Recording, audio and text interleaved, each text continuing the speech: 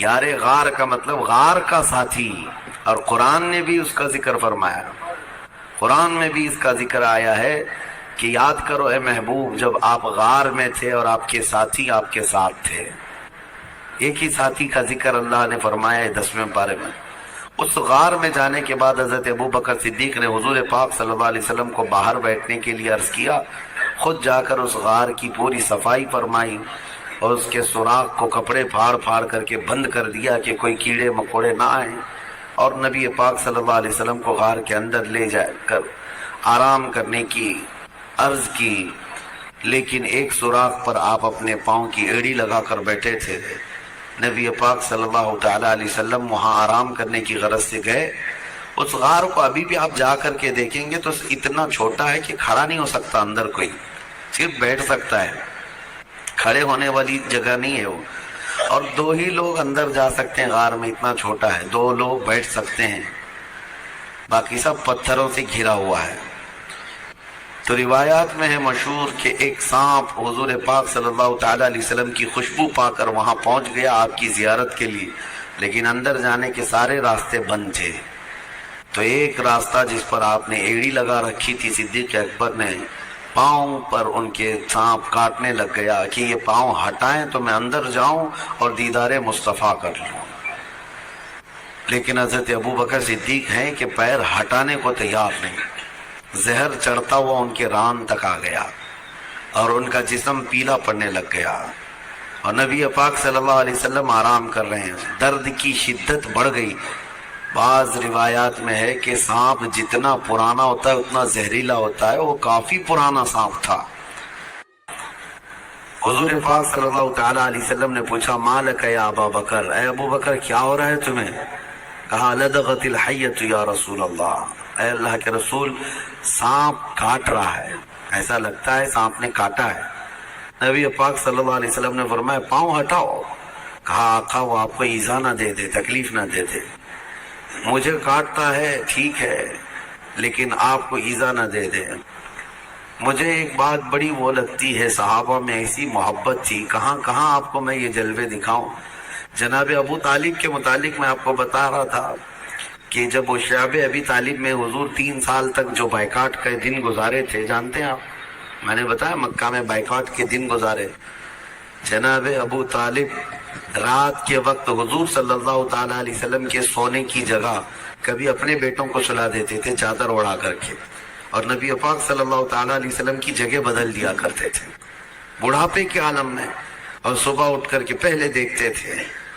تو یہ پوچھنے پر کہ آپ روزانہ حضور کی جگہ پر جو سونے کی جگہ ہے کسی کسی کو ڈال دیتے ہیں، کہا کہ اگر غفلت میں ہم پڑے رہیں اور کوئی مکہ کا کوئی بھی دشمن آ کر کے مارے تو محمد کا قتل نہ ہو، میرے بیٹے کا قتل ہو صلی اللہ علیہ وسلم۔ اپنے بیٹوں کو نچھاور کر دیتے تھے۔ صدیق اکبر بھی جب اپنی جان کی پرواہ نہ کی، حضور پاک صلی اللہ علیہ وسلم نے فرمایا پیر ہٹاؤ، وہ مجھے ایذا نہ دے گا۔ سانپ اندر داخل ہوا، جی بھر کر کے میرے آقا کی زیارت کیا۔ نبی پاک صلی اللہ تعالیٰ علیہ وسلم کی زیارت کے مشتاق دنیا میں کون نہیں ہے سوائے ابلیس کے؟ حضور پاک صلی اللہ تعالیٰ علیہ وسلم کا ہر کوئی مشتاق ہے۔ واپس سانپ چلا گیا، نبی پاک صلی اللہ علیہ وسلم نے اپنا لعاب پاک نکال کر حضرت ابوبکر کے پیر میں لگایا، وہ زہر ختم ہو گیا۔ حضرت ابوبکر صدیق کو زندگی بھر اس زہر کا کبھی درد نہیں محسوس ہوا۔ یہ معجزہ بھی تھا میرے آقا صلی اللہ علیہ وسلم کا۔ یقیناً وہ لمحہ مبارکہ میں اللہ نے شفا رکھی ہے، شفا رکھی ہے۔ ان کا نام پڑھ کر کے شہد کی مکھی شہد میں مٹھاس لاتی ہے تو خود اس منہ مبارک میں کتنی مٹھاس ہوگی۔ وہ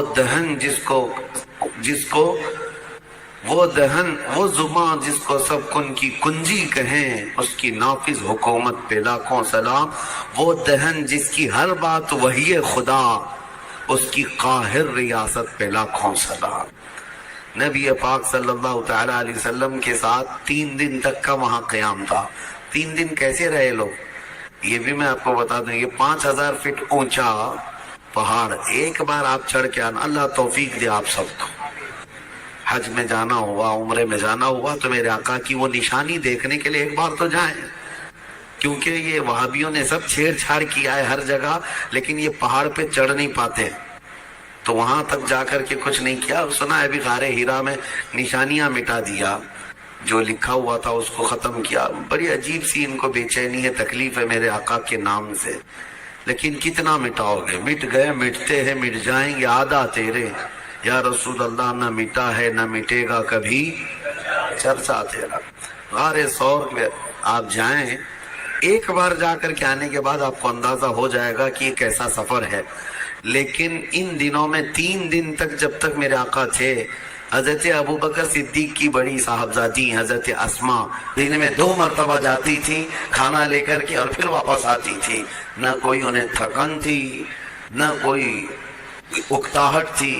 اسی لیے صدیق اکبر کا جو گھرانہ ہے وہ میرے آقا صلی اللہ علیہ وسلم پر لٹ جانے والا گھرانہ ہے، بے پناہ محبت کرنے والا گھرانہ. اور صدیق اکبر کی ہی گھرانے کو یہ اعزاز حاصل ہے پورے صحابہ میں کہ حضور اکرم صلی اللہ تعالیٰ علیہ وسلم کی ذات پر حضرت ابوبکر کی 4 پیڑھیاں صحابی ہیں. باقی کسی کو یہ اعزاز نہیں ہے. 4 پیڑھیاں، یعنی حضرت ابوبکر صدیق کے والد بعد میں ایمان لائے، ابو قحافہ، وہ صحابی. حضرت ابوبکر صحابی. حضرت ابوبکر صدیق کے ایک بیٹے ہیں وہ صحابی. حضرت ابوبکر کے پوتے وہ بھی صحابی. حضور اکرم صلی اللہ علیہ وسلم کی زندگی میں یہ 4 پیڑھیاں ایمان بھی لائیں اور سب کے سب صحابیت کا شرف بھی پائی ہے. پورا خاندان نچھاور کیا ہوا ہے.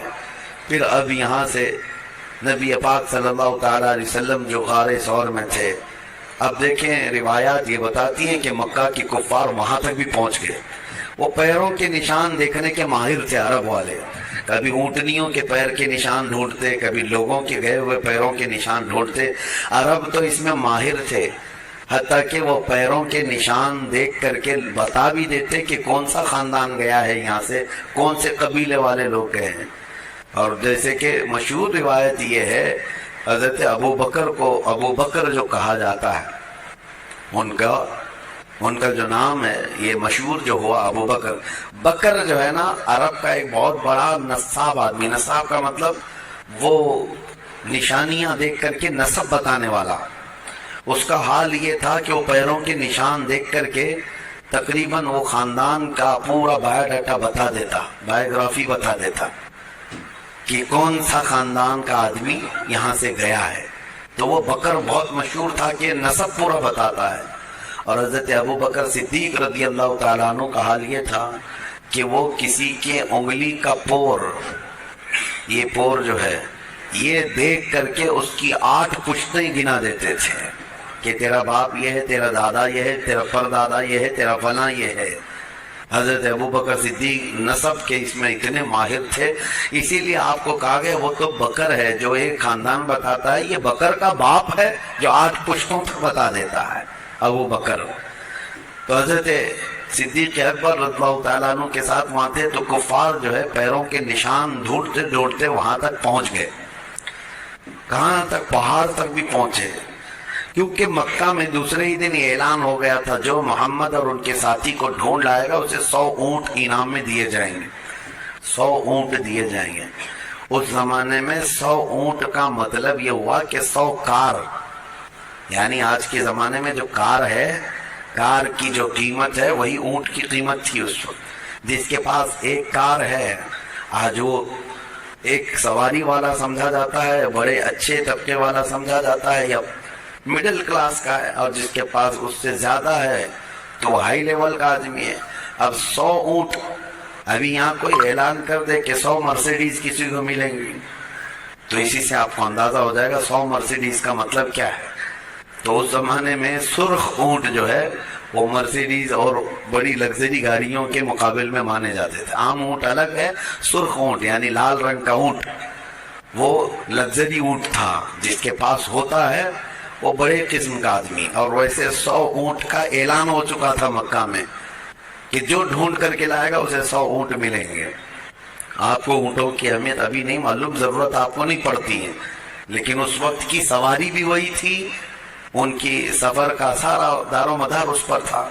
اس انعام کے چکر میں در در کی لوگ جو ہے خاک چھان رہے تھے. ڈھونڈ رہے تھے اور ڈھونڈتے ڈھونڈتے وہاں تک پہنچ بھی گئے تھے. اب غار تک بھی پہنچ گئے, یہاں تک کہ اس مقام تک پہنچے کہ اگر وہ اپنے پیروں کی ایڑیاں اٹھا دیتے تو حضور پاک صلی اللہ علیہ وسلم حضرت ابو بکر ان کو صاف نظر آ جاتے. حضرت ابو بکر غار میں بیٹھے ان کی گردنیں دیکھ رہے تھے, لیکن کفار و مشرکین حضور کو اور حضرت ابو بکر کو دیکھ نہیں پا رہے تھے. غار کے دہانے تک, منہ تک تو پہنچ گئے. اللہ تبارک و تعالیٰ نے اپنے محبوب کی حفاظت کے لیے وہاں پر دو نشانیاں ایسی پیدا فرمائی. ایک مکڑی نے جال بن دیے, ایک کبوتری نے فوراً انڈے دیے. یہ نشانی تھی اس زمانے میں کہ جہاں کبوتری انڈے دیتی ہے انسانوں کا آنا جانا نہیں ہوتا. مکڑی نے جال لگایا, اس کا مطلب اگر کوئی اندر گیا آیا ہوا ہوتا تو جال ٹوٹ چکا ہوتا, اور مکڑی کو جال لگانے میں کافی وقت لگ جاتا ہے. اتنا گھنا جال لگا دیا تھا مکڑی نے چند گھنٹوں میں. تو اب یہ دو نشانیاں دیکھ کر کے کفار وہاں تک پہنچ کر کے بھی حضور کے قریب نہ جا سکے, پلٹ کر چلے گئے. اللہ رب العزت جب کسی کی حفاظت کرنا چاہے وہ تمہاری گردن تک قریب لا کر دشمن کو بھی دور بھیج پھینک دیتا ہے. اعلیٰ حضرت فاضل بریلوی رضی اللہ تعالیٰ عنہ فرماتے ہیں, جان ہے جان ہے جان کیا نظر آئے. حضور جو ہے جان کائنات ہیں, اور جان کس کو نظر آتی ہے؟ جان ہے جان کیا نظر آئے. کیوں عدو گرد غار پھرتے ہیں, وہ سوئے لال ہزار پھرتے ہیں, تیرے دن ہے بہار پھرتے ہیں. نبی پاک صلی اللہ تعالیٰ علیہ وسلم کو وہ قریب آ کر کے بھی دیکھ نہ سکے. یہ دونوں چیزیں نشانیاں بن گئی. اسی لیے بزرگوں نے لکھا ہے کہ نہ مکڑی کو مارو نہ کبوتر کے ساتھ زیادتی کرو. یہ دونوں میرے آقا صلی اللہ تعالیٰ علیہ وسلم کی ناموس کی حفاظت کرنے والے پہرے دار ہیں, جن کو کہتے ہیں نا محافظ ناموس رسالت. یقیناً میرے آقا صلی اللہ تعالیٰ علیہ وسلم کی عزت کی پہرے داری کرنے والی مکڑی بھی ہے اور کبوتری بھی ہے, اور دونوں عزت پائے ہوئے لوگ ہیں. مکڑی کو مارنا منع ہے, ہاں بس یہ ہے کہ اس کے جال کو صاف کریں لیکن اس کو نہ مارے.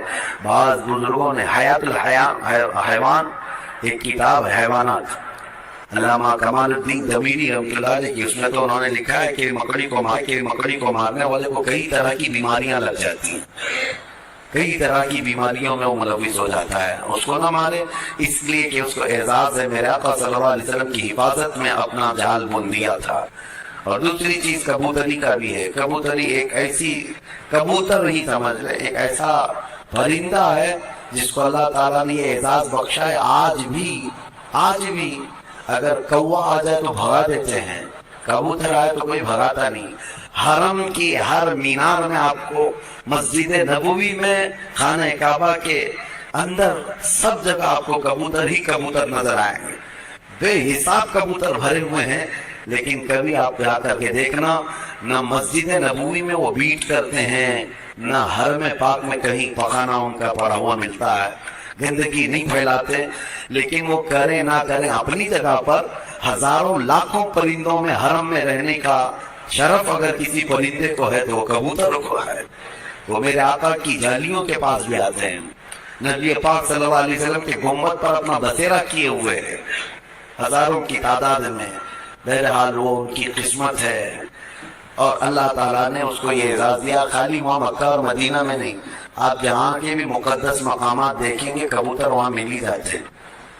کبوتر کی یہ فطرت ہے, مزاج ہے, وہ مقدس مقامات میں اپنا گھر بناتے ہیں. مسجدوں کو, مزارات کو, وہیں پر وہ اپنے گھر بناتے ہیں. یہ اعلیٰ نسب ہونے کی بھی علامت ہے اور اچھے اشرف مزاج ہونے کی بھی علامت ہے. ناظرین السلام علیکم ورحمۃ اللہ وبرکاتہ. ناظرین آپ سن رہے تھے مفتی سلمان اظہری صاحب کا بہترین تقریر. غار حرام کا پورا واقعہ آپ کو کیسی لگی کمنٹ سیکشن میں بتائیے گا. پسند آئے تو لائک اور شیئر کر دیجیے گا. چینل پر اگر نئے ہیں تو سبسکرائب کر دیجیے گا.